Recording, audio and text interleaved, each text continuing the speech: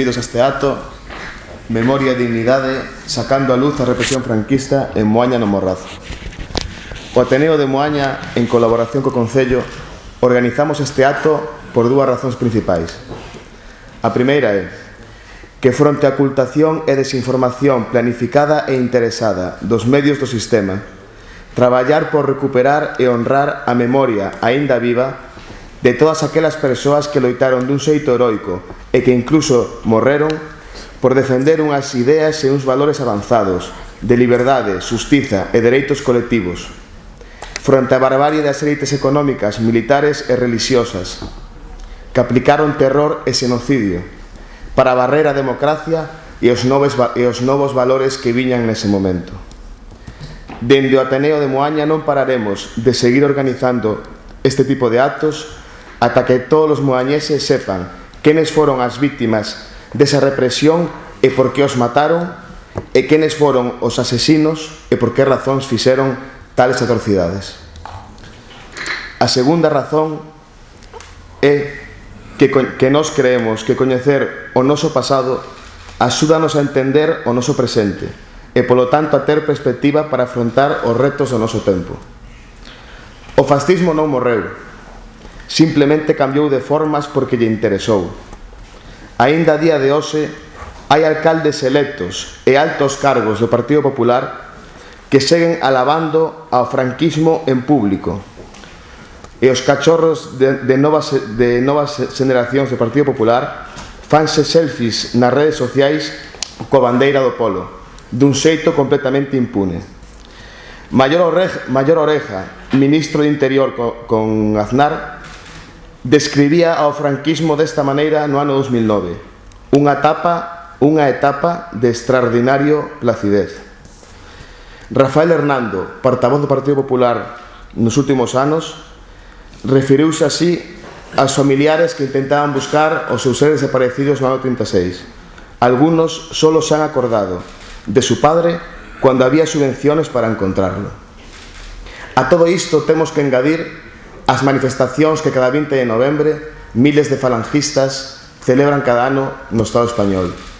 Toda esta reivindicación do franquismo dun réxime que matou a miles de personas non é perseguido pola lei e queda totalmente impune. Hoxe, por sorte, non vivimos nun xenocidio, nin existe un terror generalizado, como pasou durante a longa noite de pedra. Pero seguimos vivindo nun sistema onde as élites económicas herdeiras da ditadura seguen ordenando con man de ferro e desfacendo ao seu antoso.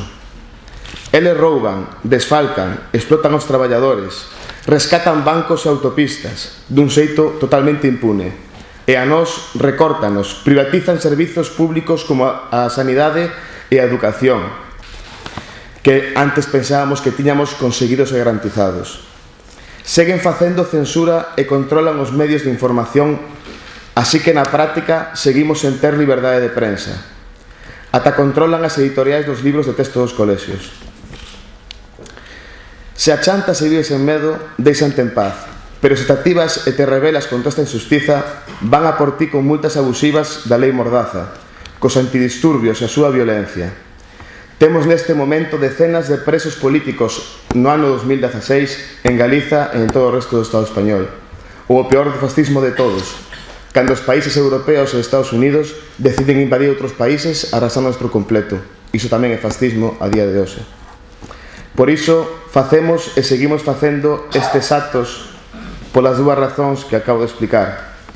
Por recuperar e honrar a memoria dos que loitaron por nós e porque agora tócanos a nós ter perspectiva para coller o seu relevo e seguir loitando. Moitas gracias. Boas tardes a todos e a todas. Benvidos a este acto que organiza o Ateneo de Moaña, un acto que se encadra dentro do mes de decembro, un mes especial este ano porque se cumple ese fatídico aniversario, casi nada que 80 anos dende que se produciu a Guerra Civil Española. O Concello de Moaña estamos super implicados con este tipo de actos, así o estades vendo nestes días, non? Para nós é importante coñecer a nosa historia. Eu sempre defendo que coñecer a historia nos axuda a ser mellores persoas, coñecer a historia nos axuda a comprender moitas cousas, moito o pasado tamén nos axuda a ser mellores no futuro, e sobre todo que o día de mañá os nosos fillos e fillas sepan de onde veñen, non? Hoxe o protagonista é Pepe Álvarez. Vos invito a todos e a todas a que podades asistir a todos estes actos tan importantes que estamos celebrando no noso Concello con esta asociación e con outras que veñen reivindicando un poquinho pois o que a protección da memoria histórica. E sobre todo pois a alcaldesa vos vou a comentar unha pequena sorpresa que vamos a desvelaros aquí que ocurrirá e pasará no próximo pleno ordinario de decembro, o cal estares todos e todas invitadas, e creo que vai a ser un pleno bastante emotivo polo que vos vou a presentar a alcaldesa. Gracias a todos e a todas por asistir, e sobre todo que sexa didáctico, que hoxe vamos a estar a aprender aquí, que creo que vamos a descubrir cousas que non pensábamos que pudieran ocurrir. Gracias a todos e a todas. Boas tardes. Boa noite a todos e a todas, benvidos e benvidas unha vez máis a este Concello. Creo que este é un acto moi importante e é importante que a xente estea participando del, sobre todo, non? É importante reivindicar a memoria histórica porque estivo esquecida durante demasiado tempo fundamentalmente polo medo.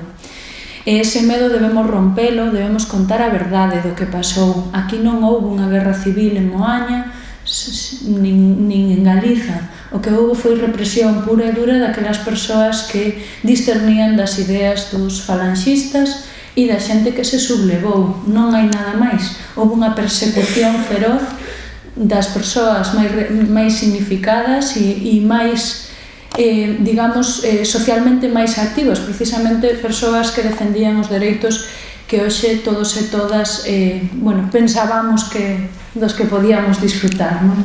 Entón, non me estendo máis porque creo que tanto Luís Chapela como Pepe Álvarez nos van a contar moitísimas cousas importantísimas. Quería agradecer a vosa presencia e darlle a importancia e a relevancia que ten este acto, non? Unha reivindicación importantísima. Con respecto ao que decía o meu compañeiro Salvador Meira, que é o Concelleiro de Cultura e Patrimonio, pois aí estamos os dous un pouco da man. Vamos a levar unha proposta ao pleno, como ben xa vos anunciábamos hai tempo, de retirarlle os honores a Francisco Franco, o dictador, de ser fillo adoptivo de Moaña, non? Vamos a retirarllos, e non só iso, sino que na mesma proposta que propoñemos esa retirada, tamén propoñemos que se inicie o expediente para proclamar rexedor honorario deste Concello ao alcalde José Fandiño, asasinado o mesmo día que nomeaban a Francisco Franco fillo adoptivo deste Concello. Creo que é o mínimo que se merece a familia.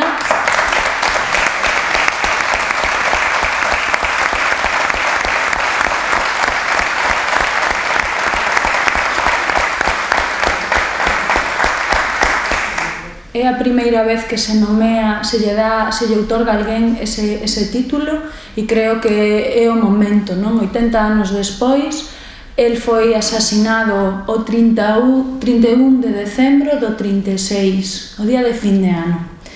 O mesmo día, insisto, que pola mañá nomeaban nun pleno a Francisco Franco, fillo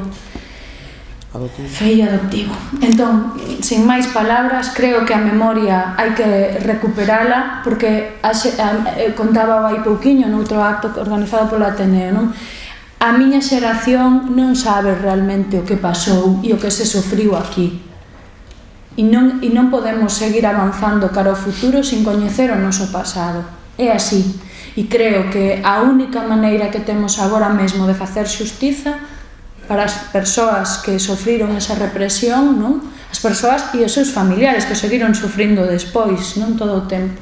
Pois creo que é contar a verdade, e entón, para iso, ninguén mellor, neste caso, que Luís Chapela e que Pepe Álvarez. Así que vos deixo con eles. Grazas por asistir, unha vez máis, moitas grazas.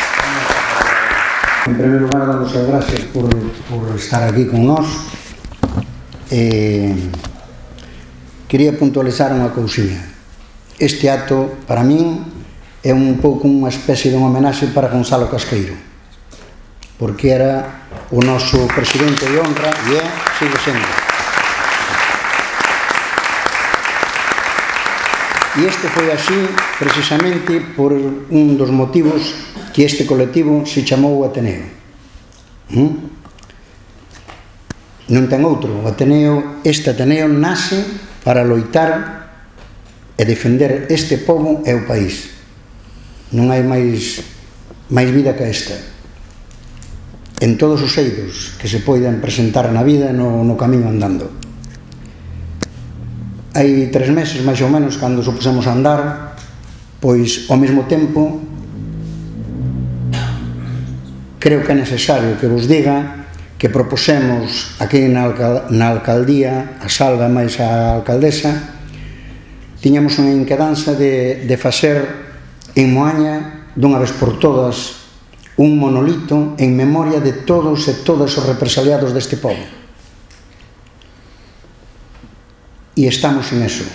É dicir, ese monolito se vai facer, probablemente po ano que ven non dea, por motivos distintos, pero esperemos que no 2018 sí se vai facer.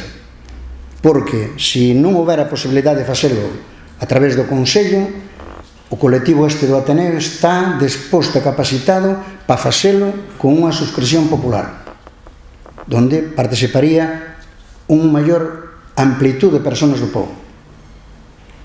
Dito isto, que creo que era conveniente dicilo, dito isto, quero vos dicir que ao mesmo tempo que empezou o golpe de Estado, porque isto foi unha guerra incivil totalmente, eu prefiero chamarlo golpe de Estado, en Moaña, concretamente aquí en Moaña, foron xulgadas 103 persoas, entre homes e mulleres, por estes xuicios sumarísimos que eran toda unha pantomima, e dos cales 23 foron asesinados. 23 veciños. Sen contar estes que desapareceron, que fundearon no mar e que nunca máis se supo deles. É moi triste, mariñeiros, porque aquí toda a vida foi un pueblo mariñeiro, andar a ardora e a xente buscando os seus desaparecidos e topar mortos no mar que viñan envoltos nas redes e ter que botalos de volta ao mar. Iso porque non podían traerlos para terra.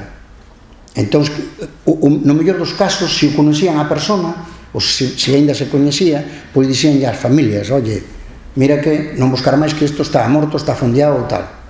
Isto acontecía aquí en Moaña, onde parece que non pasaba nada, pero pasaba, Fijaros que cando foi as eleccións do 36, os fascistas eran un grupo residual, casi inexistente. En Moaña probablemente se contaban os fascistas cos dedos das dúas mans. Eran algúns deles sanguinarios, porque foron máis sanguinarios co propio Bruno, o alemán. E isto é unha realidade, onde que coste traballo creelo, é unha realidade. Eran máis sanguinarios co Bruno. Bien, así como o golpe vai avante e funciona, en Moaña, aquí concretamente neste pobo, se afilían ao bando nacional casi 100 personas. Pasa de ser un grupo marginado, porque era marginado, porque vos vou contar, nas eleccións do 36, a Frente Popular gana por unha inmensa maioría, casi 300 deputados, e a Falanxe saca 28. Fijarvos, é dicir, pois menos que calquer partido que hoxe en día está nunhas eleccións. E, sen embargo, foron os que nos meteron neste embrollo durante 80 anos. Porque eu son dos que penso que o fascismo encoberto sigue gobernando, non lle deamos máis voltas, porque senón non se entende, con tantos colectivos que hai en España, en Galicia e aquí en Moaña, que hai un feix deles, e para subsistir e para vivir día a día nos miramos e nos deseamos, e resulta que hai un colectivo, Fundación Francisco Franco, cun diñeiro do Estado de todos nós e cunhas prebendas impresionantes de non pagar impuestos e de nada, e se ofrece aos consellos donde non queren sacar os símbolos fascistas con abogados, parte xurídica, paso darlle. Isto fajo eu, fai esta alcaldesa e vai presa. Mañán abrenlle un expediente por apología de terrorismo e cosas así. Pero como fai a fundación esta Francisco Franco, pois non pasa nada. Todos contentos. Estamos en Navidad. A min tampouco quero estenderme moito máis, porque creo que para falar tiña a luna inversa. Non vos imaginades. De Moaña, porque aquí foi moi duro. A represión foi tremenda, brutal, en todo Galicia. Non se entende a brutalidade da represión en Galicia, que non foi similar en ningunha parte de España como aquí. Iso ainda vos non sabemos por qué. Eu voume achantando un pouco, porque aquí o invitado é Pepe, co cual xa tuve oportunidade de estar con ele en outras das súas tertulias, e me parece un acerto que os estivera aquí, que aceptara a nosa invitación, e dou as gracias. E máis nada, amigos, temos que seguir luchando por isto.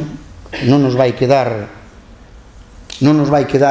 outro remedio, porque aquí quedan moitas cousas por descubrir. Vamos sabendo pouco a pouco. Sabedes que a xente maior vai morrendo, apenas quedan xente xa a quen preguntar. O tema de nomes e voces é escueto, non hai máis co que hai, fulano de tal nacido en Moaña, punto, ou xuzgado ali, ou por deserción, por non sei que, non hai máis. Entón, onde se saca a información? Na xente, cando ti falas coa xente maior, cos familiares, os que quedan, os que non quedan. E, curiosamente, eu ainda, hai uns días, ainda estaba con unha señora en Domallo, e despois de 80 anos, aquela muller contándome que lle fixeran aos seus irmáns, aos seus tíos, perdón, e chorando, e ela tiña completamente claro que non lle perdonaba a nadie, e morrería así, porque ten 90 anos, bueno, pois morrerá así, pero ela non lle perdona a nadie todo canto lle fixeron a súa familia, que era a familia do chaval que presentou o libro outro día, de César. Entón, é dicir, aquí hai cousas que non podemos calar, non? De aí que este tipo de actos teremos que seguir facendo estes ou outros similares ou parecidos. O Ateneo tamén próximamente fará un acto onde coa colaboración do Consello e coa Asociación de Mulleres, creo que é así, pois se pondrá unha placa a Cándida Lago, unha placa definitiva, que se fará un acto como Dios manda, e se lerá un poema, se le recitarán ou o que sea, pero se dará o valor e a xusta medida que ten que ter. Eu xa vos deixo con Pepe, que creo que vades a saber moitas cousas da boca dele. Moitas gracias. Boas noites e gracias polas palabras dos meus compañeiros e compañeiras. Eu hoxe aquí vou a falar sobre implantar o terror os mecanismos da represión. Esta foto que está aquí para ilustrarnos é unha foto que eu coido simbólica do que son os sectores que triunfaron a raíz do golpe militar. Dende o exército, representado aí polo gobernador militar, ata o sector civil polo gobernador falanxista Mateo Torres de Estar. Foi aquel señor que inventou o lema de por el imperio hacia Dios, que está aí facendo o saúdo fascista, e este crego que vedes aí á miña dereita non é un crego normal tampouco, senón que é o arcebispo de Santiago, don Tomás Muñiz de Pablos, facendo o saúdo fascista, e hai algunhas fotos máis do mesmo xeito. A miña intervención pretende mover un pouquiño o foco do que é o estritamente local para centrarse no que son os mecanismos do terror, os mecanismos que utilizaron os golpistas para eliminar ou ben física ou ben socialmente a todos os defensores a ese conglomerado, non, que defendía dunha maneira ou doutra os valores que encarnaba a República. Isto non quere dicir que non faga referencia a Moaña, pois eu na serie de presentacións que teño procurarei exemplificar cada un destos mecanismos con casos dos que eu teño constancia sucedidos aquí na nosa, bueno, na súa vila, non? Estos mecanismos de actuación van a ser mecanismos comuns a toda a zona sublevada. Como dicía Luís, en algunhas zonas como esta foron especialmente duros, pero en xeral coinciden tanto en executores como en métodos como en datas, non? E se aplican en todos os lugares. Pero evidentemente para intentar falar disto temos que darlle un pequeno repaso, se queremos, aos antecedentes. Estamos na época da República e entón a República vai a iniciar unha serie de reformas que estaban aí pendientes dende sempre e que vai a procurar efectualas en pouco tempo. Vai a iniciar unha reforma agrícola, agraria, mellor, vai a facer unha reforma militar, vai a facer reformas do ensino, vai a haber unha separación Igrexa-Estado. Por outro lado, vai a haber novos sectores sociais que van a empezar a participar na vida política de maneira activa, o movimento obreiro, a burguesía reformista, a muller empeza a adquirir unha serie de dereitos que ata aquel momento non tiña, e todo isto vai a facer que as clases privilexiadas se vexan amenazadas nos seus privilexios. E, polo tanto, van a intentar parar este tipo de reformas a través dun golpe militar. Primeiro van a intentar sair casi inmediatamente, un ano despois da proclamación, co golpe fallido, non? Do general Sanjurjo en agosto do 32 e despois no 36 cando van a obter a vitoria, non? É necesario, como tamén se dixo por aquí, sair dese marco imposto e interesado, verdad, dos que nos falan de guerra civil, cando, como ben dixo a alcaldesa, aquí non tivemos fronte de guerra, verdade, que aquí o que foi un golpe de Estado. Sair tamén deso que nos din de equiparación da violencia nos dous bandos. Non é o mesmo unha violencia exercida pola legalidade republicana contra uns agresores ás súas leis que a violencia duns sublevados dunha parte do exército que se subleva contra a legalidade vixente. E digo parte do exército porque outra cousa que se nos está ocultando é que non foi todo o exército. En Galiza, por exemplo, as máximas autoridades militares, o general Roselio Caridad Pita e o general Enrique Salcedo Molinuevo, así como o xefe da Marina, o contraalmirante Azarola, foron fusilados por manterse leais á legalidade vixente. E o capitán xefe da Guardia de Asalto de Pontevedra, o general Juan Rico, o mesmo, foi fusilado na Caeira o 12 de novembro do 36 por manterse fiel á legalidade vixente. Por lo tanto, non é así, non foi todo o exército. Hubo militares que foron partidarios da legalidade. Evidentemente, temos que sair dese marco e temos que falar do que foi un golpe de Estado que utilizou, ademais, prácticas xenocidas e que intentou e conseguiu perpetuarse no poder a través do terror. Pero é que, ademais, hai unha componente de clase que tamén temos que destacar, e iso explica a especial violencia que se exerce sobre, por exemplo, mariñeiros, sobre a clase obreira en xeral, non? Sindicatos, e tamén sobre esa burguesía reformista ou clases profesionais que se puxeron do bando que eles consideraban, eles, os golpistas, que non era o axeitado, non? Que se escapaban un pouco da orden natural das cousas, en que os médicos tiñan que estar coas clases máis altas, ou os abogados, etc. Entón, todos esos que eles consideraban como traidores, non? Pois tamén foron perseguidos grandemente. Evidentemente, eu que lles vou a contar do que pasaba en Moaña, pero, bueno, podemos facer así unha pequena visión, non? En principio, como ben dixo Luís, o que eran falanxistas antes do golpe, pois eran pouquísimos de todo, non? Eu teño aquí, e se non el me corrixirá, que o principal dirixente era José Pérez Rodríguez. Había algún mestre tamén, eu teño como, por exemplo, Luís Castells. Había outro de dereitas que despois pasou a ser falanxista, que era Luís Couto, José Couto, non? Sí, José Couto. E o sindicalismo mariñeiro estaba asociado á CNT. Por iso eu vos traio aquí unha serie de libriños que se distribuían naquel momento por toda esta zona, donde fala do que preconizaba a CNT, non? Da acción directa, como vedes aí, o sabotaxe, o boicot e o label. O do label pode parecernos un pouco raro, non? O label era algo así como o etiquetado que facía os traballadores dos produtos que eles recomendaban. É un pouco como agora se di o certificado de calidade. Eles garantizaban que os produtos que levaban esa etiqueta que eles poñían que foran producidos en fábricas que respetaban os sindicatos, que respetaban os dereitos laborais, que non cometían fraude, etc. Non? En do Maio, por exemplo, había tamén un núcleo socialista que normalmente que estaba a nivel sindical, estaba un pouco articulado o Sindicato de Obreiros do Mar e da Terra. Falaremos despois un pouquiño tamén dos irmáns Calvar, que foron importantes. Políticamente, durante a República aquí, pois houve un tempo en que o Partido Radical non tiña moita forza. Sabedes que o Partido Radical foi un partido que pouco a pouco foi se escorando cara á dereita, estaba inmerso na corrupción máis grande, e que ao final a práctica totalidade, ou polo menos unha maioría significativa de dirixentes do Partido Radical, vanse integrar con armas e bagaxes nos golpistas, quer dicir, van a entrar ou en Falanxe ou en todo o conglomerado golpista.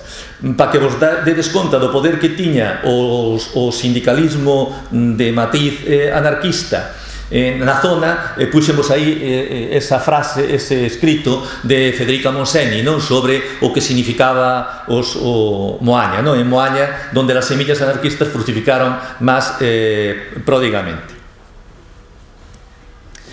Ben, o 20 de xullo do 36 pois ten lugar un golpe de Estado en Galicia, porque sabedes que en Galicia non foi 18, foi 2 días máis tarde, e empeza unha represión sistemática, global, planificada contra os sectores afíns a Fronte Popular e a República, non?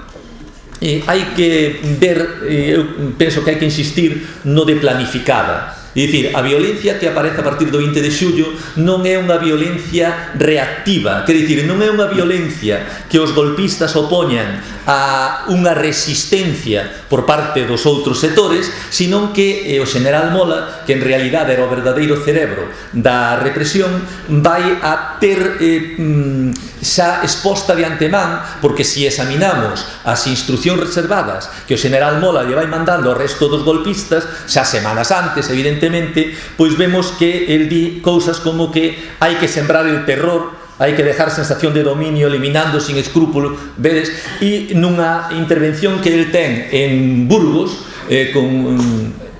con un grupo de alcaldes nos primeiros días xa tras o golpe, di esta frase que eu penso que é definitoria do que vai a ser, non? El dice: esta es una guerra sin cuartel, yo veo a mi padre en las filas contrarias y lo fusilo. É dicir, que está dando aí a orden de que é necesario meter tal cantidade de medo á xente para que paralice calquera posibilidade de resposta dos sectores contrarios e para que asegure, como así conseguiu, a permanencia no poder durante moito tempo, non?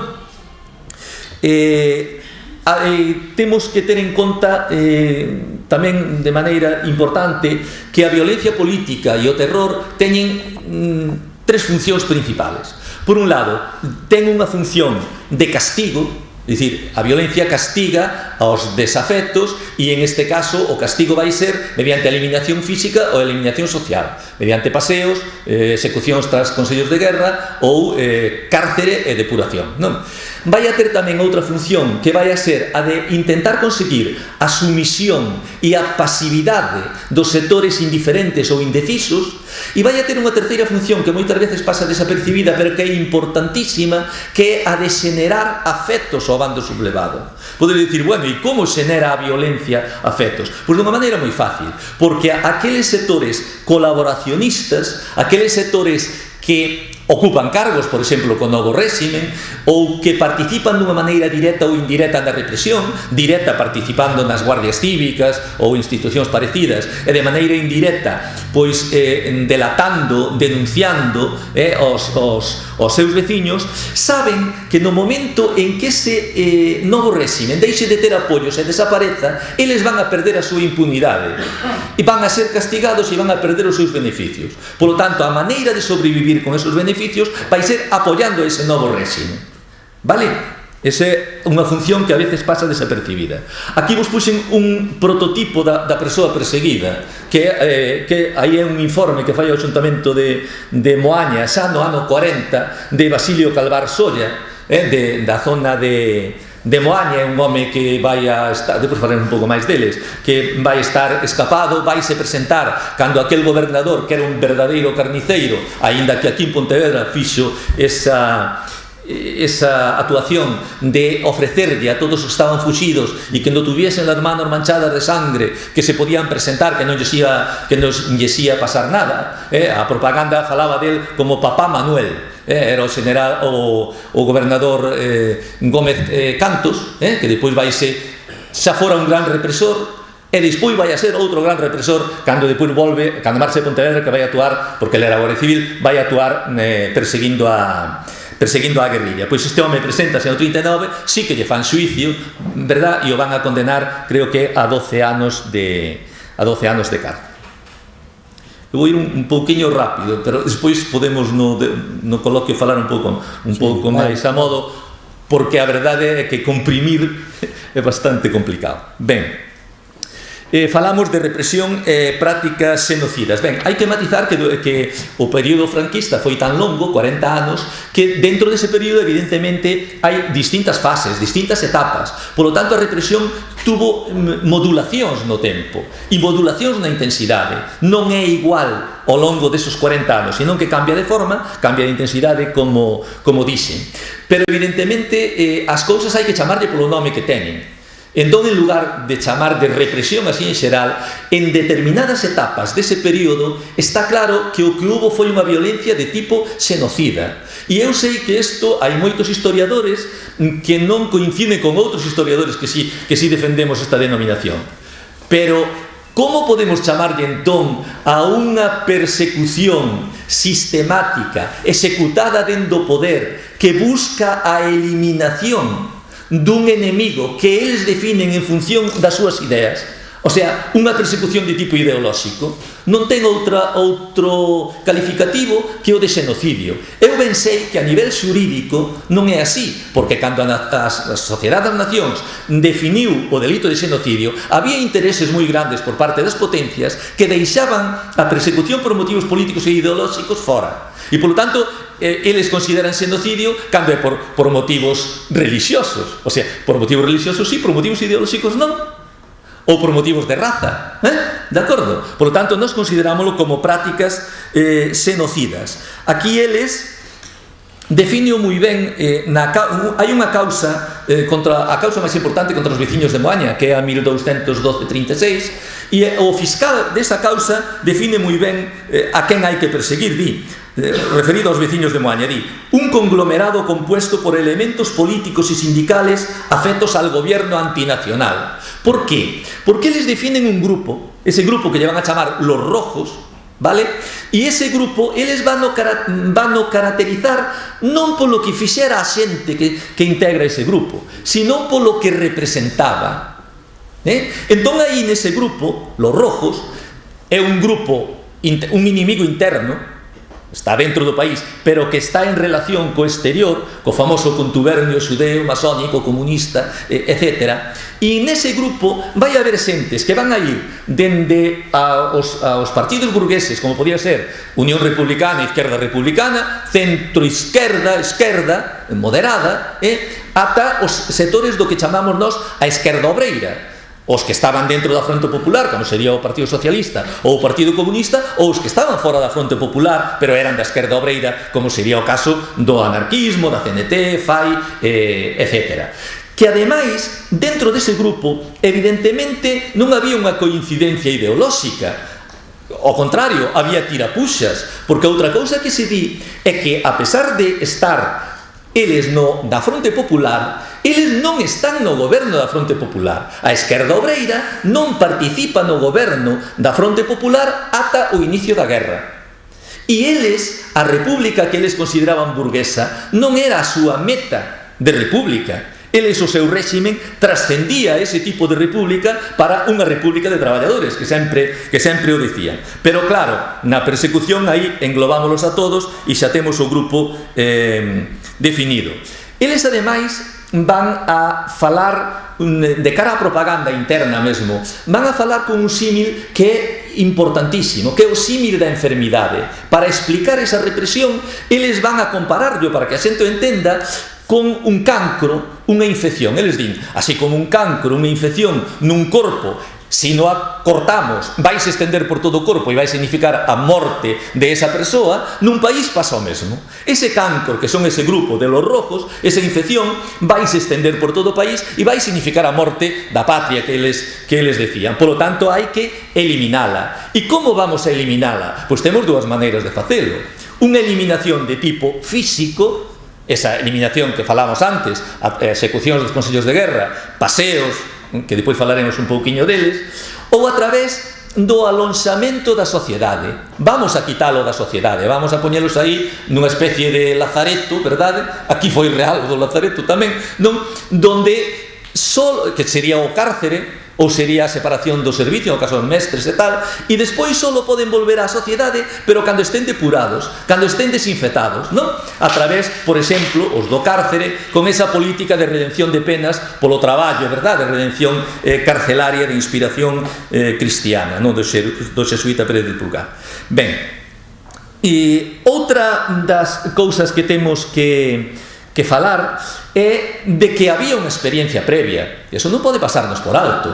Quer dicir, os golpistas xa participaran anteriormente nunha represión con menor intensidade na nosa zona, pero en outras non tanto, que foi a raíz da sublevación revolucionaria, ou que eles chamaban a sublevación da Revolución de Asturias, que é unha revolución que vai a ter moita máis importancia do que parece tamén na nosa zona, porque se é outra cousa que non está moi publicada, pero aquí sí que ten moita forza.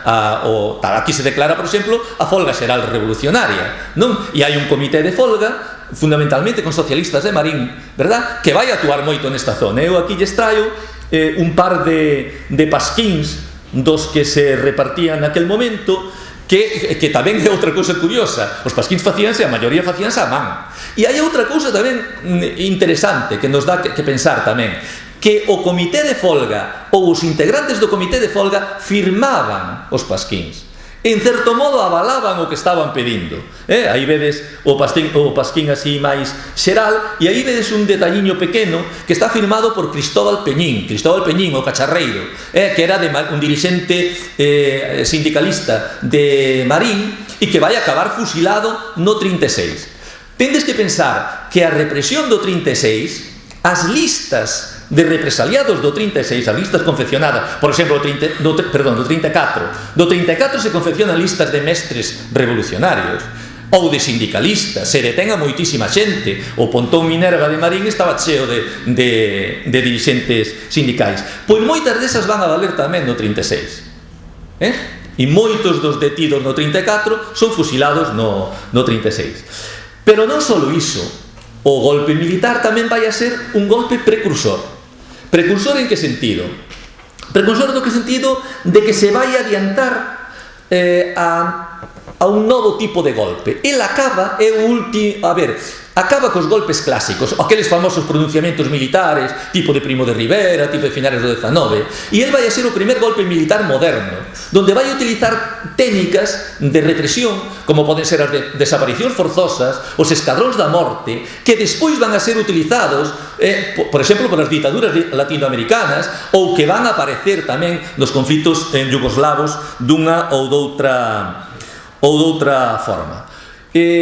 Aí tamén vos traio un informe dunha persona, dunha das mulleres máis represaliadas da zona, en este caso de Cangas, que é Dolores Blanco Montes, que sabedes que escapou dun paseo, salvouse, dun paseo cando pasearon tamén a Carmen Domínguez, a capirota de Marín, e traio non polo que diga sobre ela, que xa sabemos con son os informes, porque confirma a idea esa que vos dicía eu, que eles querían meter sempre desa enfermidade, non? Se vos dades conta aí di, porque foi detenida. Dado el virus ponzoñoso de que se hallaba imbuída, es pouco recomendable para vivir en sociedade. Vedes que fala do mesmo. É un virus que ten e polo tanto pode contaxialo ao resto e polo tanto hai que apartala, non? Ben, para instaurar esta nova orden social, pois xa falamos desos dous mecanismos, a represión extrajudicial e os consellos de guerra.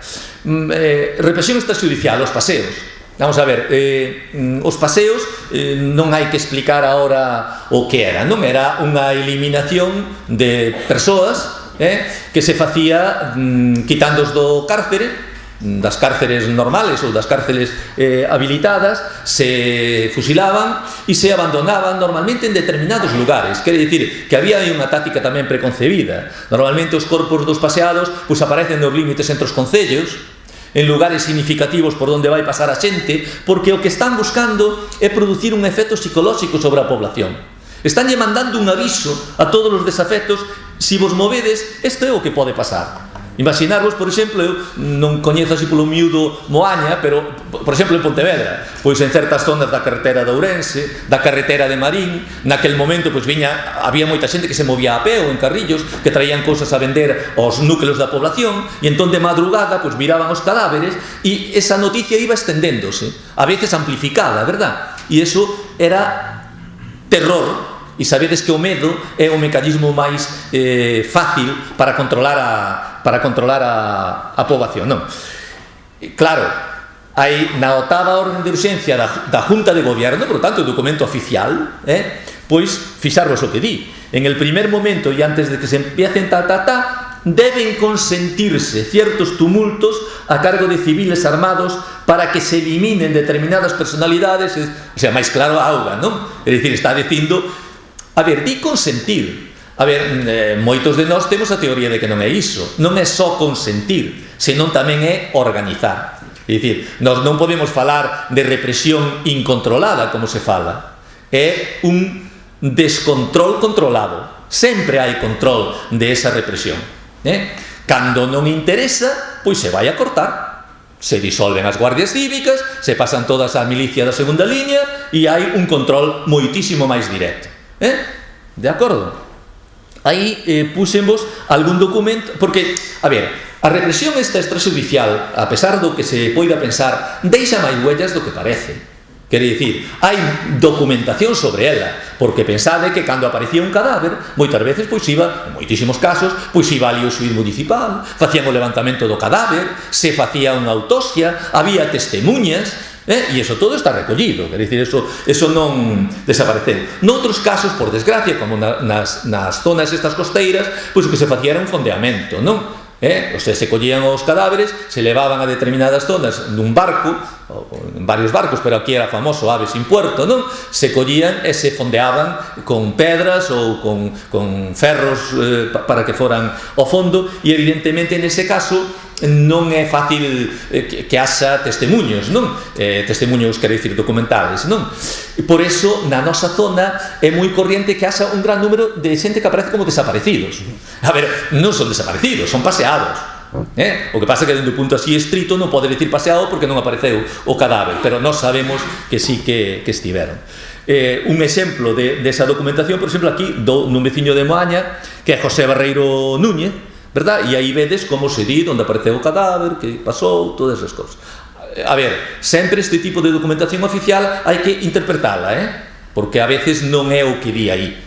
Eso, hai que saber ler as fontes, etc. E tamén en outro tipo de documentos, como intervencións de instructores nas causas militares, por exemplo, hai instructores donde se recoñece, como aí nese caso, que hai executados extrajudicialmente polas forzas da orden, e máis dío aí perfectamente. Por lo tanto, sí que hai.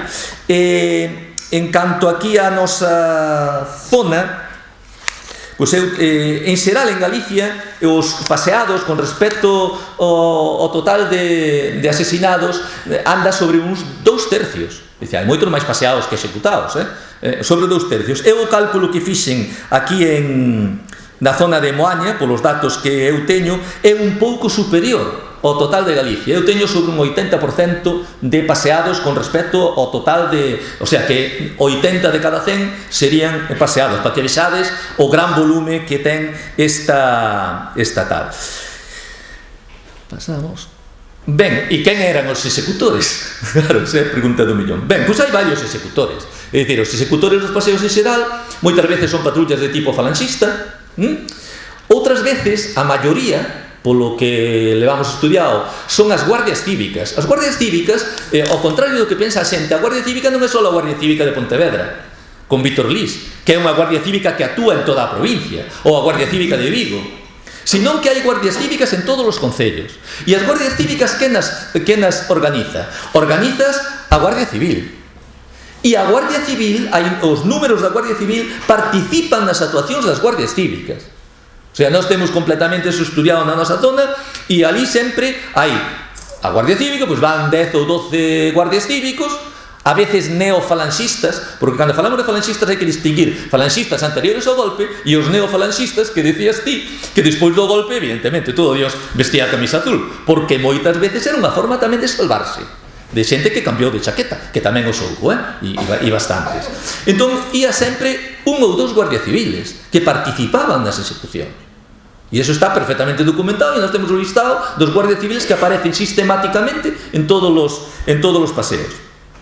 Aquí, por exemplo, a Guardia Cívica de Moaña estuvo dirixida polo mesmo primeiro momento por Emilio Gramari, é o que nós temos controlado. Tamén había milicias das JAP, das Xuventudes de Acción Popular, as milicias negras, cruces negras, que eran moito menos importantes, e aquí estaban dirixidas por Francisco Trigo, ou polo menos nos aparece esa persona como director, pero os principales executores dos paseos na nosa zona, na zona de Moaña, Morrazo, Marín, algunha incursión en Pontevedra, vai a ser do grupo da Guardia Cívica de Marín, guardias cívicos e falanxistas, dirixido por dúas persoas, por Alfonso Temes, que era xefe de falanxe de Marín nos primeiros tempos, porque depois os van a destituir precisamente pola súa corrupción, non? En Falanxe hubo unha cantidad de corrupción enorme e hubo moitas depuracións internas, e polo enxeñeiro alemán radicado en Marín, José Bruno Schweiger Damboek, o famoso capitán Bruno, que era un home nazi, non? E que dirixeu sobre todo nas primeiras semanas da represión, porque tendes que pensar que esta xente despois, con falanxistas de todo o Morrazo, tamén de Cangas, de Moaña, de Marín fundamentalmente, van a constituir a centuria de zapadores da falanxe de Marín e van a ir ao frente. De feito, Bruno vai a ser ferido no frente, van a dar unha medalla, etc. Cando remata a guerra, el pasa a vivir a Vigo. E tamén teño que contaros unha cousa: a resistencia antifascista de despois de final da guerra sí que lle vai seguir a pista a Bruno. Eu, a miña sorpresa, que eu traballo fundamentalmente nos anos posteriores agora a eso, é cando cae no ano 50 unha agrupación comunista formada por guardias civis, o sea, unha agrupación de comunistas dentro da Guardia Civil, pois a un dos axentes lle topan unha notiña donde piden información, si pode facilitar información donde vivía o irmán de Bruno, porque Bruno tiña un irmán en Pontevedra que era Juan Schweiger, porque lle estaban buscando a pista.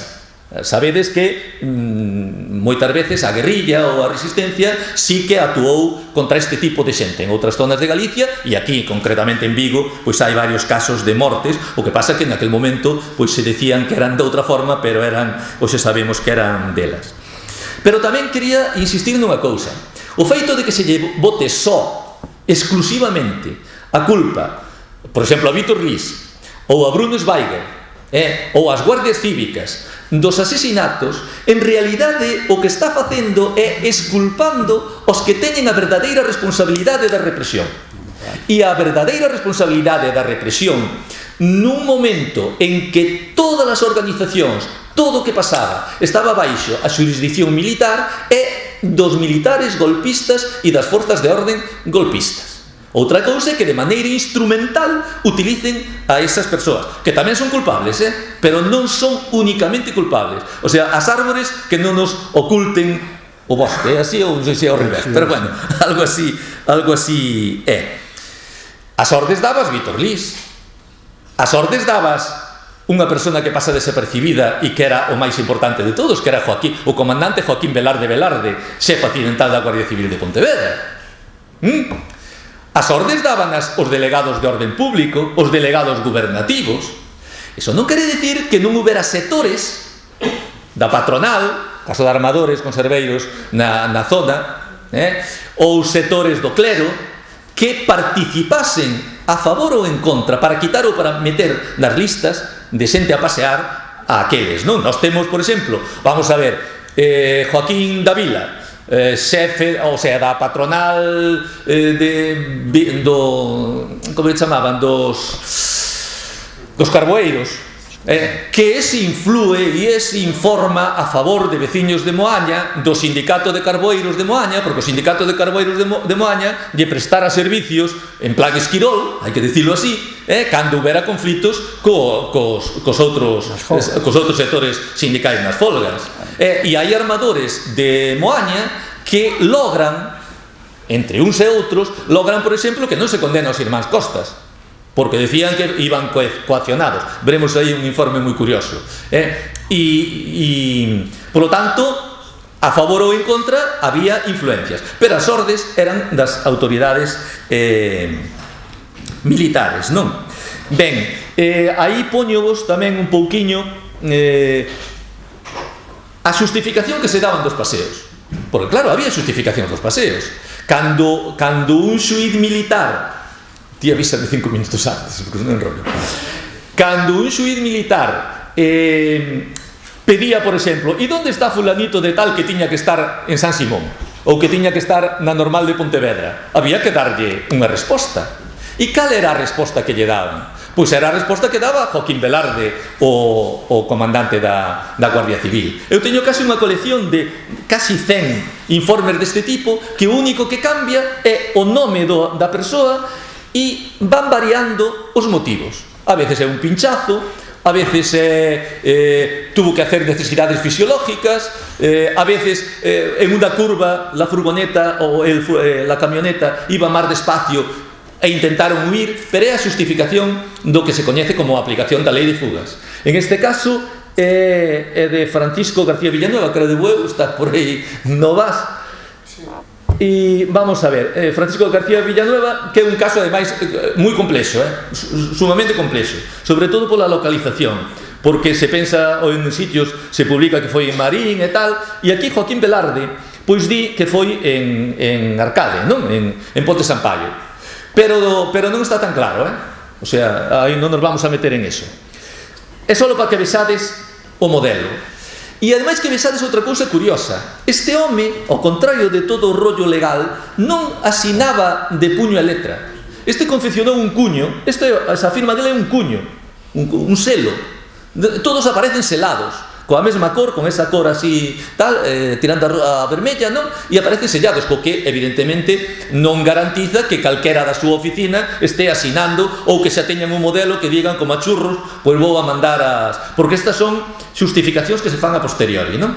Ben, e despois aquí ao lado poñemos un informe do alcalde accidental de Moaña, donde recoñece e donde o di o rumor público de quen mataba aquí, non?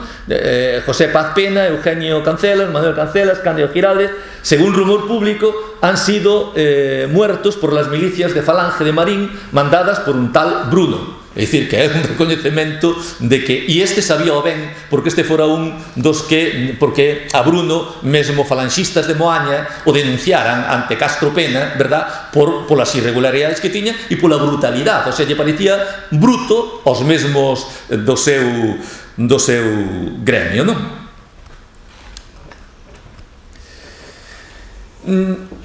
Un pouquiño máis alá dos paseos, para darlle unha especie de legalidade aos paseos, de darlle un carácter casi xudicial aos paseos, había unha figura que era os fusilados por incursos nos bandos de guerra.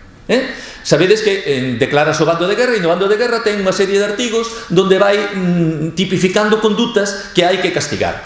E entón, a xente que atopaban incumplindo os bandos de guerra tiñan capacidade, o comandante militar podía ordenar fusilamentos sin ningún tipo de xuicio. Esos son os que aparecen, fusilados por los bandos ou fusilados por los bandos de guerra. Por exemplo, unha persoa que tiña acollida no seu domicilio a fuxidos, pois podíase fusilar sin necesidade de xuicio.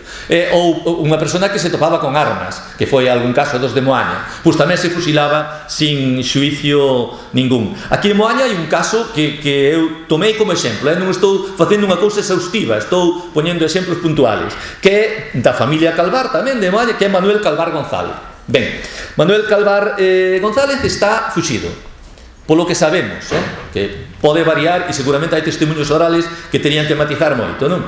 Ele está fuxido, é o que declara el, posiblemente este escondido na casa do seu avó, e hai un incidente aí porque aparece ferido José, creo que era José Ríos Pequeño, aparece ferido de pistola. Ben, non sabemos moi ben como foi ese incidente, se o intentou matar porque o mirou ou se estaban xuntos e, non sabemos. Ese ferido lévano a curar o médico de Domallo, José Rodríguez, que era ademais o xefe da Guardia Cívica de Domallo, vale? E este dá parte e di o que lle di outro. Quen te fireu? Pois fireume Manuel Calvar, vale? E entonces van a buscalo.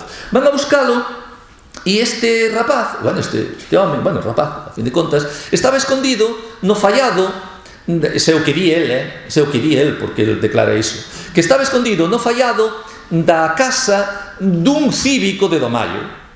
E el fora mozo, ou era mozo, eu penso máis ben que seguía sendo mozo, dunha filla dese cívico. E no atestado dice que é ela a que di onde está escondido.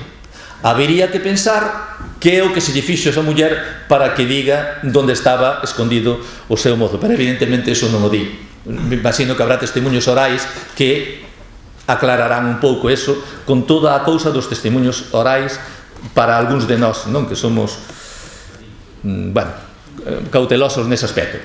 Pero ainda é máis curioso que un mes despois de ser fusilado este home, porque este home é fusilado en Monteporreiro, ali en Pontevedra, non é na Avenida do Uruguai, é que en todos estes sitios, a Avenida do Uruguai non era ali, eso era a Avenida de Buenos Aires, a Avenida do Uruguai é para outro lado da ponte, para a parte de abaixo.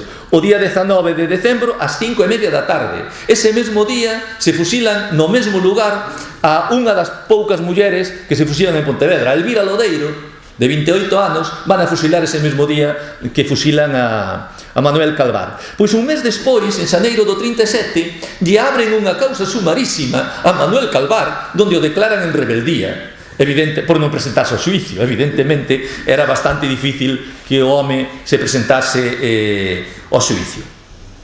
A familia Calvar, como falamos antes, foi moi perseguida, porque o pai de Manuel, Clemente, foi un dos paseados que aparece o corpo no Pinal do Foxo en Ponteareas. Eu teño aquí tamén que Manuel, outro tío, Manuel, dirixente sindical en Vigo, que o que se refire ese informe, que era do Sindicato de Obreros del Puerto e Muelle de Vigo, estivo preso en San Simón e logo estuvo nun batallón de traballadores, que era unha forma de traballos forzados, para falar claro e duro. O Basilio ese fora condenado a 12 anos, José outro irmán foi detido obxecto de vexacións do pelo, pintaron para tal, e mesmo eu teño aquí unha irmán máis pequena de 15 anos, que foi retida, que foi ameazada de paseo, etc. Por lo tanto, evidentemente hai poucas familias, non, que teñan un nivel de represión centrada sobre esta familia. Eu creo que eran socialistas, non? Basilio era da CNT. A Basilio xa da CNT, sí, pero os outros sí, creo que sí. Exactamente. Bueno, a cousa, sabedes que no tema das adscripcións políticas era complicadísimo, porque hai sempre cousas Ben, evidentemente, outra maneira serían os consellos de guerra. Vamos a ir moi rápido. Evidentemente, os consellos de guerra eran a falta de garantías totales sobre eles. O que sí temos que facer notar é que os golpistas seguían utilizando a legislación militar republicana. É dicir, non fan un cambio legal para xulgar os perseguidos. Eles siguen utilizando as leis. Que é o que fan? Pois eles invirten as leis. É dicir, eles convirten os rebeldes Na legalidade xulgan por rebelión, os rebeldes xulgan por rebelión os defensores da legalidade republicana. Isto dixo moi ben esa persona tan coñecida estes días por esa serie de Lo que ocultaban sus ojos ou non sei que, Serrano Suñer, que o dixo perfectamente. Tratas cínicamente, pero perfectamente. Trátase de exercer a xusticia ao revés. E efectivamente era a xusticia ao revés. Porque claro, vamos a ver, quen era o tribunal? O tribunal eran militares golpistas. Quen eran os defensores? Porque os defensores só nun determinado momento se permiten defensores civiles, despois xa non se permiten defensores civiles. Eran defensores militares. Quere dicir, eran militares que por convicción ou por obediencia eran golpistas tamén, que en xeral, polo que eu teño visto en moitísimos casos, intentan facelo da mellor maneira posible. Tampouco pensemos que tal, pero que non tiñan ningos conocimientos xurídicos, que non eran capaces tampouco de opoñerse os superiores xerárquicos que estaban no tribunal, non? Por lo tanto, como vedes, a legalidade aí non é moi fácil. Hai un principio básico na legislación que é que as leis nunca poden aplicarse con carácter retroactivo, e aquí se aplicaban sistemáticamente con carácter retroactivo. Como se pode xulgar a unha persona por estar afiliado a CNT do 36 antes do golpe se era completamente legal estar afiliado a un sindicato? Pero claro, eso a eles non lles importaba. Eles o que lles importaba é que esa persoa estaba metida nese grupo que definimos ao principio e que, polo tanto, tiña que ser xulgado por iso. Lle daba o dos demais, non? Ben, aquí poñevos de algunhas causas de Moaña, porque hai aquí un considerando nunha sentencia, na sentencia que lle fan a Eugenio Otero Acuña, que é unha das causas de Moaña, donde explica moi ben aí, verdad, como eles invirten o mecanismo judicial, como eles chegan a falar de que persiguen los elementos adictos y simpatizantes del llamado Frente Popular, los que constituyen partidas militarmente organizadas, hostilizaron al ejército, o sea, un mundo ao revés, non? Porque temos que pensar que había actuacións que eran agravantes moi grandes. Por exemplo, requisar armas. Eso para eles era unha cousa gravísima. Ou haber participado no 34 tamén era un agravante moi cualificada. Pero é que temos que pensar que a requisa de armas, porque a veces mesmo nós decimos que non, é que non se requisaron armas. Sí que se requisaron armas, eso é certo, porque temos toda a documentación que hai. Pero requisar armas era en uso da legalidade. Quer dicir, os gobernadores civiles en determinadas situacións podían facer nomeamentos de guardias cívicos, en este caso guardias cívicos da República, non? Donde se autorizaban para coller armas, requisar as armas, e normalmente as requisas de armas se facían acompañados nos pueblos ou ben dun guardia civil ou da policía municipal ou ben da policía ou guardias de asalto nas capitales. Si de feito, e temos cantidad deles, se facían recibos das armas que se collían. Por exemplo, cando en Pontevedra se van a requisar armas, se lle fai un recibo, fulanito de tal, le recogimos unha pistola e tal, e se lle dá o recibo. Evidentemente, eso foi a prueba máis segura para despois condenalos. Porque claro, ao que lle requisaron a pistola, mira, foi fulanito porque aquí ten a firma dele. Pero eran completamente legales e se seguían as normas legais, para que visades un pouco eso. Vamos. Ben, moi importante nos consellos de guerra os informes. É dicir, os informes, sobre todo os informes da Guardia Civil, da Comisaría, etc., se lle daba moito, da Falanxe, dos curas, se lle daba moitísimo valor. Eu aquí trouximos un informe porque eu penso que xa son, en moitos anos, son miles de informes, é o informe máis curioso que mirei na miña vida. Este informe faino Luís de Vicente Sasiain, un militar de Vigo que instrúe, que é o instructor da causa 1212, da causa esta principal contra os de Moaña, e el di que o fai a título de ensayo, é un informe, chamalle un informe croquizado do que pasou en Moaña. E se vos dades conta, é genial. Mira, vámoslo ver. Pensades, mira, aquí arriba, encima de todo, están os dirixentes da CNT e o alcalde. Aí tendes que despois estos todos mátanos a todos, o alcalde ten amplios poderes, dá unha circular para un coche que vai a Pontevedra a buscar armas, pero acatou a autoridade militar. Sabedes que ele tuvo unha atitude de acatamento do golpe despois. Ben, isto todo, vedes as relacións todas que hai cos sindicalistas, José Fervenza tal ou Manuel Fervenza, e estos aquí que non se... Claro, aí non sei se ve moi ben. Vedes que hai uns que teñen unha cruciña, que son os que xa eliminaron, e despois hai algúns que teñen este simboliño aquí, é unha fouce e un martelo, que lle van colocando a cada un deles. Evidentemente está esta igrexa, que é a igrexa de Moaña, que é a que se intenta queimar en xuño, e que hai algúns deles que están implicados con elas. Vedes esta flechiña como se está relacionando, non? Hai un puñal porque un dos irmáns Fervenza matara en febreiro do 33 a un tal Boubeta. E ele aduce, porque cando lle digo, usted por que anda escapado? Pois eu andaba escapado porque os familiares de Boubeta me querían matar.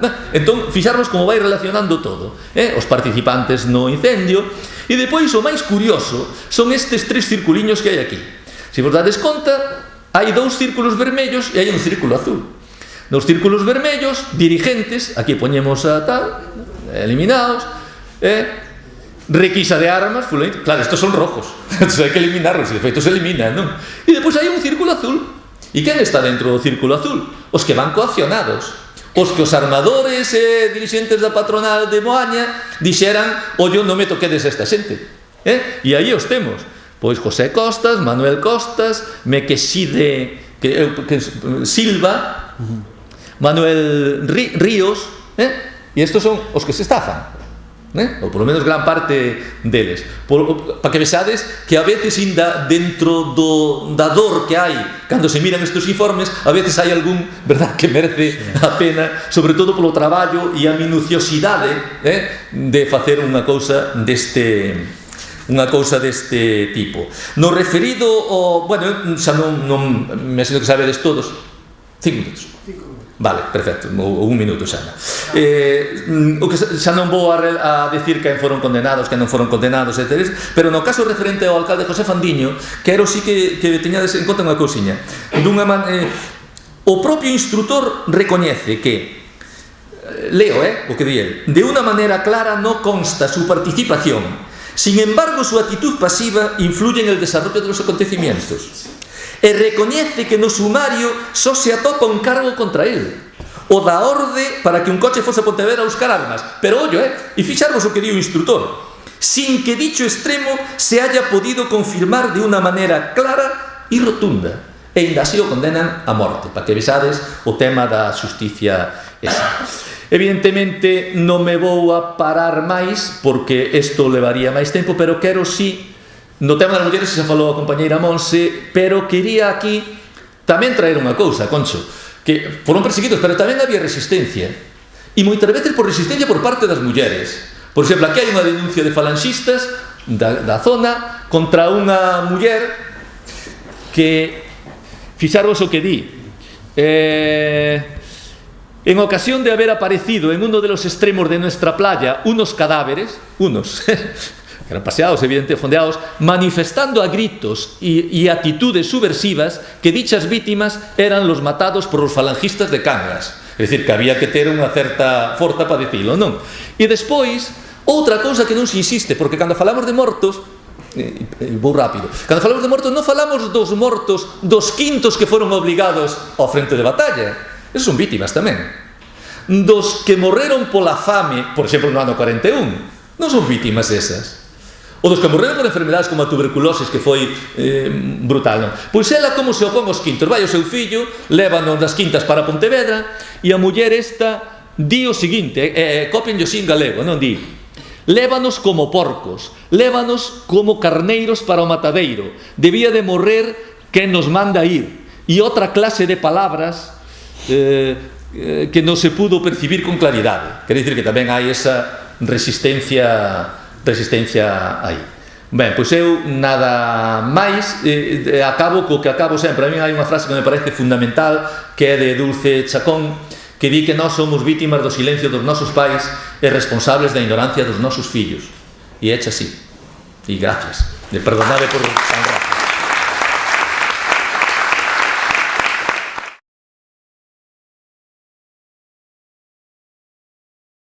A ver, vamos a ver, no do nome era nome composto, Sí, pero é un nome composto. Felipe, Alfonso, Temes, tal. Había varios irmáns e un outro irmán, por exemplo, Faustino, que era da Guardia Cívica de Pontevedra. O que ti dis, evidentemente, era un home borrado. A ver, primeiro aclararche unha cousa.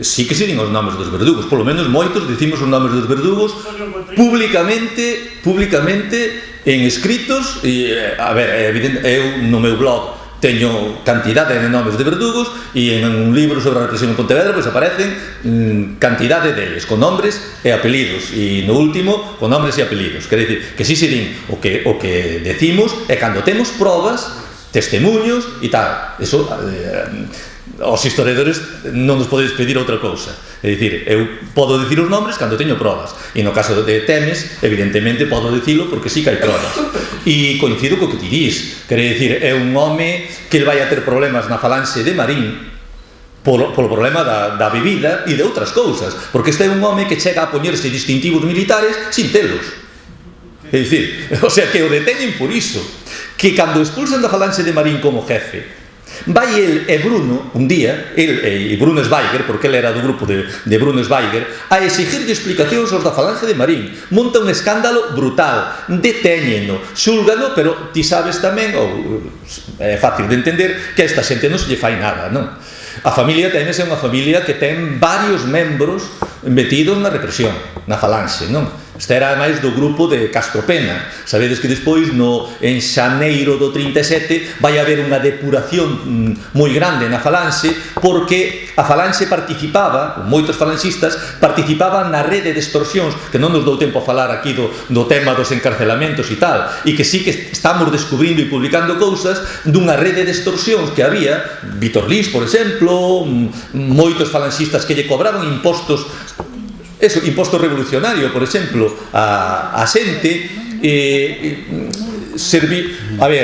abusos sexuais a mulleres para poñer en libertad aos seus familiares, que depois lle facían caso ou non, pago de cantidades como 1.000 ou 2.000 pesetas para non ser paseado, e non sabemos porque se abriron procedimentos judiciais que non chegaron á opinión pública e que acabaron dunha forma rocambolesca dicindo os feitos están probados, pero naquel momento, vale?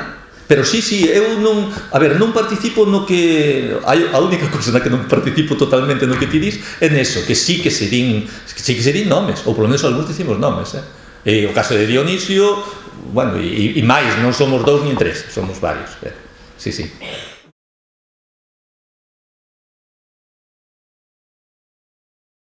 Bueno, eu o pouco que sei deso, que a Barreiriño mataron por queimar a iglesia e foi mentira, el non a queimou, mentira como os que estamos aquí, e el mataron, levaron o rastro nun camión, eso hai aínda xente que o recorda, e antes de que morrera desangrado, pois pegaronlle 2 tiros e o tiraron ali ao lado do cemiterio. O sea, Barreiro, que falou el antes aí, pois ese home non lle plantou unha iglesia, e iso mo garantiu a min señor Pidre, outro represaliado do cal, vos recordaredes moitos, fixemos aquí un acto moi potente con el aínda en vida desde Bélgica. É dicir, estas cousas eu estou un pouco no que dieron. Se non se supo quen foi, pois o primeiro que engancharon, avante. E tamén lle quería dicir aí a Manuel, aproveito, despois se queres falarlle ti máis aquela señora, a Manuel, que aquí o tema dos barcos era sabido que majuchaban a xente contra o muelle, que despois que o levaban a fondear. Eso era unha realidade que pasaba en Moaña, non é ninguna falacia, ninguna mentira. Esmajaban, colgábanos como se fora unha defensa e os esmajaban contra o muelle e despois o levaban a fondear, e chegaron a fondear xente viva, e un deles chegou vivo aínda, reventado coa pedra arrasto á playa do San Bartolomeu, que despois morreu dese esforzo tremendo, titánico, e ven sendo o bisabuelo de Iaguito Astas.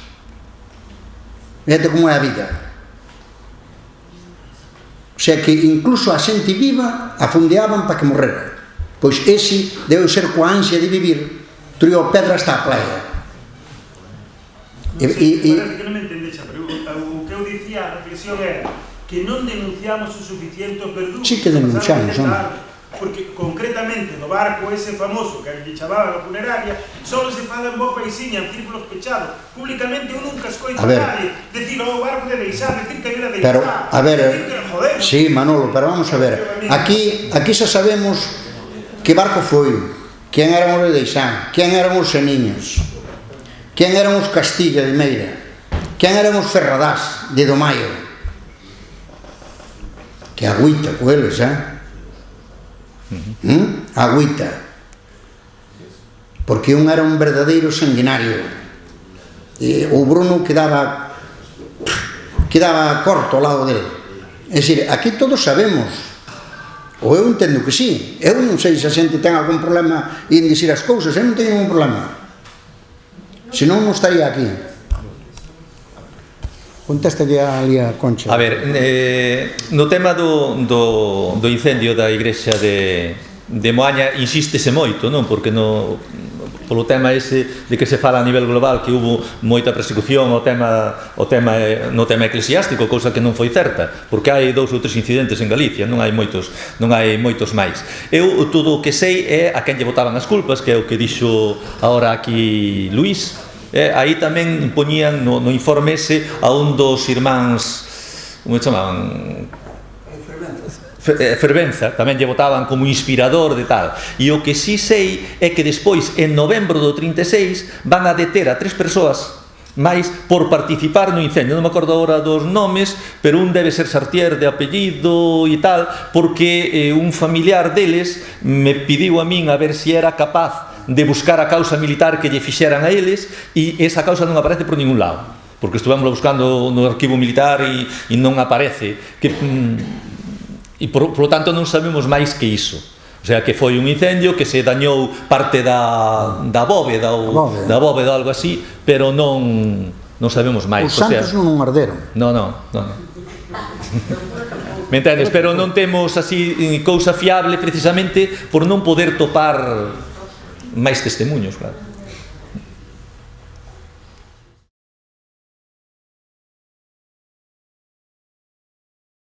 Eu creo que sí, mentras haixa unha sola persona, home ou muller, da igual, un cativo, ten que ser recordado, porque aquí hai moita xente que ainda non apareceu nin os, e a xente, bueno, pois se supón que sí, que está morta, que tal, que tumba, pero aquí hai moita ocultación de Dios, pero moita, dixía Manolo que non dixemos a verdade. Eu vou a dicir aquí, esa dixen moitas veces públicamente, incluso cheguei a dixilo no Club de Jubilados, ali mismo. O Club de Jubilados é unha casa do povo, como é esta, non é un club de jubilados. O Club de Jubilados hai que facerlle un Club de Jubilados con todo o que eles queiran en outro sitio. Aquela casa ten que ser do pueblo, é po pueblo, porque xa era do pueblo. Entonces, é dicir, ali se matou a xente, se matou a xente. Se lle cortaron os peitos ás mulleres e se lle cortaron os collóns aos homes. Iso é unha realidade que non se di. E conhecen algunha muller que quedou tocada de por vida da cabeza e jamás falou nada do que ela ali viu, porque traballou ali durante ese período. Nin os fillos, nin os netos. Eu sempre me preguntaba por que aquela muller tiña tanto odio aos rapaces, porque lle estrobaban os rapaces, porque non sei que. Anos despois supen todas estas cousas, non? E imaginábame que jarabollo tiña aquela muller na cabeza. É dicir, hai moitas cousas, Manolo, que efectivamente ainda hoxe non se din. E non sei por qué. Pero esta é unha realidade. Eu creo que aquí seguimos aínda con moitas cousas ocultas. Entón, mentras tanto, hai que seguir facendo atos destes, para ilas descubrindo, para ilas contando. Non nos queda outra. E non estamos buscando afán de protagonismo, nin de venganza, nin de que guapos somos. Non, porque xa nunca o fomos. Estamos aquí porque estamos.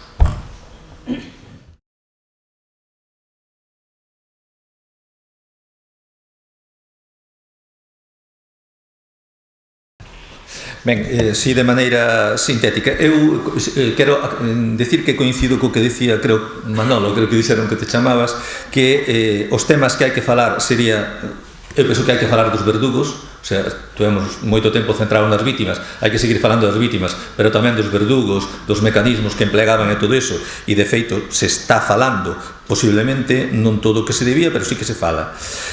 Outra cousa que de temas pendientes que se apuntaban, eu penso que outro aspecto que non está suficientemente estudiado é o tema da represión económica, das extorsións, dos donativos voluntarios, etc., porque foi unha extracción aí de diñeiro, de ouro, de xoias da sociedade que serviu para enriquecerse aos vencedores. O último traballo do profesor Ángel Viñas sobre como se enriqueceu Franco, non?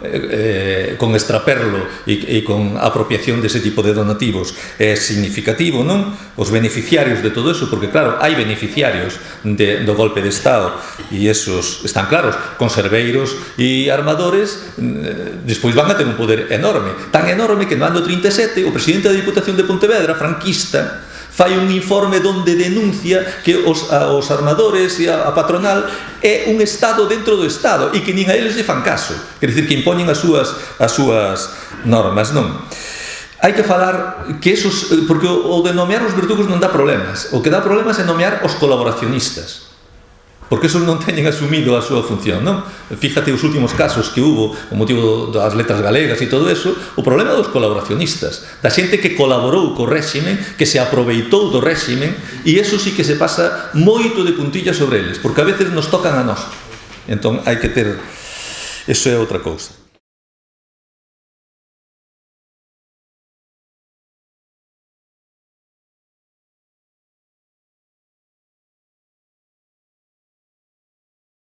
Evidentemente, sobre o que decía Collazo, o tema das rencillas é residual, non quero decir que non houbera cousas con rencillas, e se as houbo é porque se aproveitaron dunha ocasión que lles permitía utilizar o poder político para solucionar as súas rencillas que tiñan, non? Polo tanto, aí está. O tema das igrexas tamén.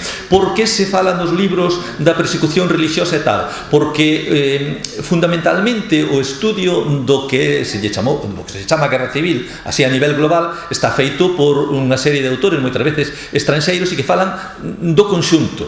E evidentemente sí que hubo persecución religiosa en determinados momentos, que eso non o instaura a Segunda República. Quer dizer, na historia de España é unha constante que haxa oleadas de persecucións á igrexa. Hai o dito ese, os españois sempre van detrás dos curas, ou con un pau ou cunha vela, pero van detrás deles, non? Polo tanto, houve outras oleadas e teñen tamén, non digo xustificación, pero si teñen explicación cando se produce na Segunda República, cando a aviación franquista bombardea, por exemplo, os sectores populares, non bombardea o barrio de Salamanca, pois a veces hai reaccións non descontroladas e tal, pero se non había control é porque os golpistas eliminaron o control, porque desarticularon a sociedade, mesmo a policía, o sistema judicial republicano, que tardou tempo en volver a funcionar, non?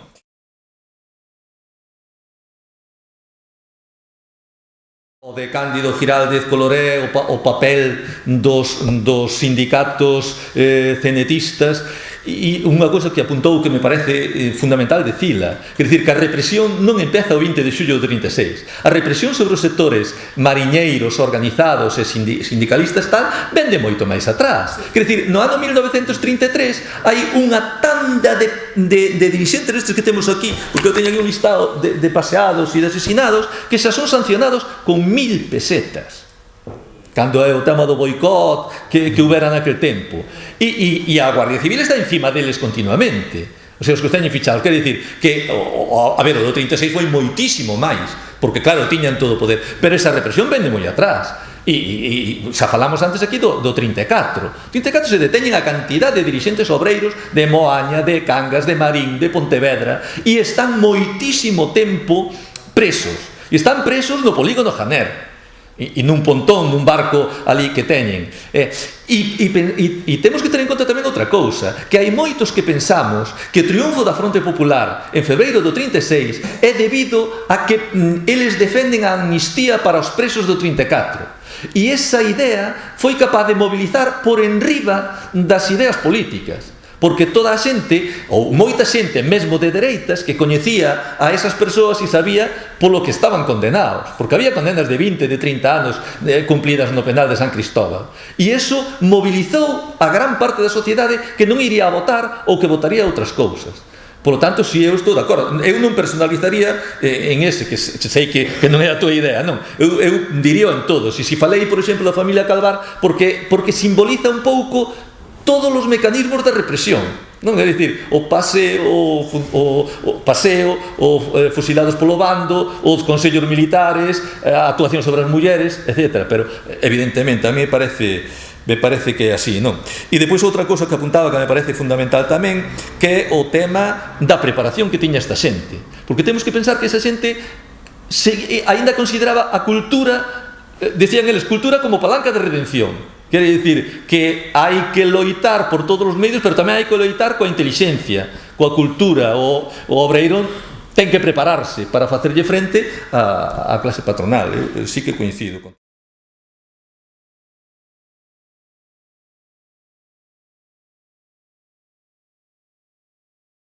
e os xuicios da verdade, sí, claro, é fundamental, eu penso que é fundamental. Non é necesario condenar, pero os xuicios deberían buscar esclarecer a verdade. A verdade, o máis obxectiva posible, porque sabemos todos que a verdade así, con mayúsculas, non existe, non? Pero bueno, sí, estou de acordo.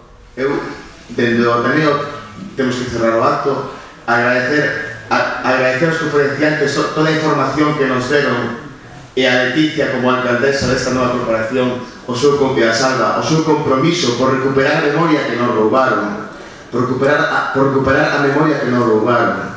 E tamén agradecervos a todos, porque non é nada fácil, é moi duro ver ese tipo de actos, coñecer toda esta historia tan horrorosa, ese terror que pasou.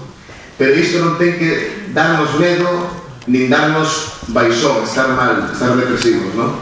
Estar tristes. Isto temos que dar folgos e coraxe para seguir realizando este tipo de actos.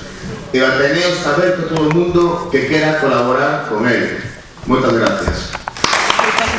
Por Moaña. Moitas gracias, Pepe. Gracias a vos. Quero desculpar a ausencia do meu compañeiro Salvador Meira porque se tivo que marchar. Moi ben. Pero, bueno, gracias. Pues, gracias tamén ao Ateneo.